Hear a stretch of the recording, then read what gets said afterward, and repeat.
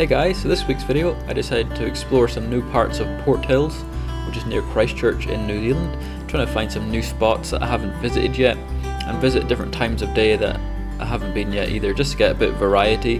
And there is some really nice spots in this area, and I've just recently got a new phone which is a OnePlus 6, and it's got quite a good camera on it, and it's the first phone I've got which supports taking raw photos.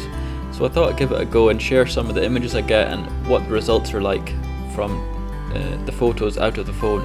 This is just a little screen capture here from the phone itself, and I'm in Pro photo mode, which lets you change all the settings on the right hand side there, like the white balance or ISO and things like that. And I left it mostly on automatic most of the time.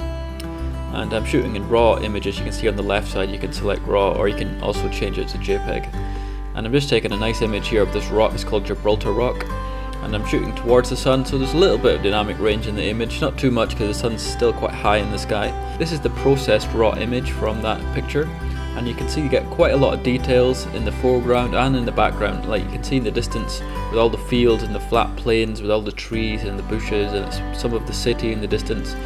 You still pick up all that detail, and even in the sky you still see detail of the clouds, which were really bright on that day. So you do get quite a good dynamic range, and there's still details in the shadows.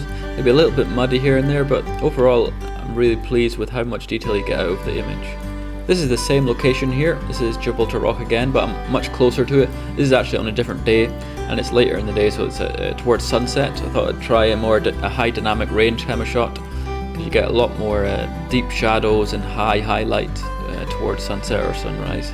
So here I'm just trying to take a few shots. I'm trying to compose it where the path sort of leads your eye towards the left hand side of the image, and then you have the Gibraltar Rock on the right hand side, so it's sort of keeps a nice balance in the composition. And there's some quite nice light at this time of the day. There's a little bit yellowing going on, and I'm just trying a few different images here. I've just switched now to the normal photo mode, and just to try out a few different shots as well. Now this is like a HDR kind of mode, and it'll detect automatically when it thinks it should activate HDR mode. And from my use of it, it's been quite good actually. The images, just for a quick HDR image, is quite nice and quite good quality image. Let's just round the corner a little bit more, back to Pro mode here, trying to get some more raw images. So I'm shooting more into the sun on the horizon as it's setting here. It's a bit more of a high dynamic range photo, and as you can see, the phone naturally wants to have like an average exposure. It's trying to expose for like a generally good image, but in a situation like this, which is quite high dynamic range, which does blow out the highlights quite a bit.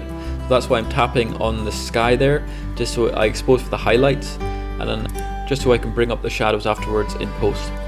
I'm just using the 1:1 aspect ratio here, which is quite handy if you're trying to take shots for Instagram or things like that. You can sort of pre-crop it, which is a nice little handy feature.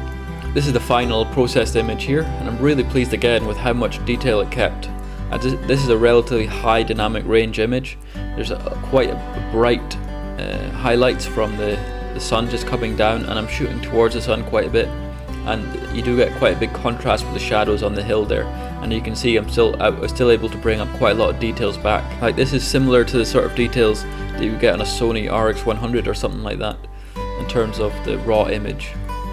This is another image here. Again, I just wanted to try and push the dynamic range. I'm just trying to sort of give it a stress test kind of thing and see what the limits of the phone are. So this is some really deep shadows in the foreground, and then I'm shooting right into the sunset in the distance, and it's really bright on the image. So I'm using the manual controls to take the exposure down a little bit, the exposure control.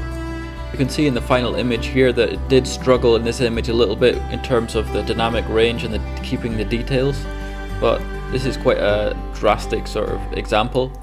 But you can see in the foreground some of the shadows are getting a little bit muddy, like in the bottom of the plants there, and in the distance near the horizon on the plains in the distance, they're sort of a little bit muddy as well.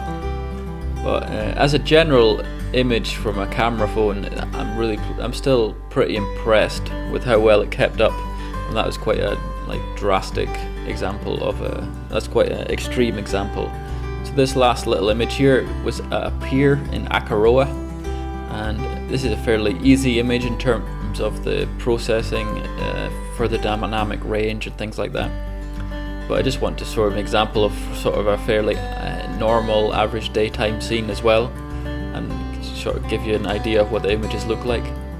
So you can see a slight bit of flaring there because the sun is hitting the lens at a bit of an angle. You can see a little bit of glare on the left hand side there as they're moving back and forth. In the final image here you can see that this is a fairly normal daytime scene, and for me it's quite indistinguishable from a mirrorless camera image or a point and shoot or whatever. The quality is pretty much on par because it's pretty easy in terms of the range that the sensor has to capture. Anyway, hope you liked this week's video, guys, and it gave you a sort of idea of how the camera performs on the OnePlus 6, and I appreciate it if you like the video and subscribe to the channel if you like my stuff. Thanks.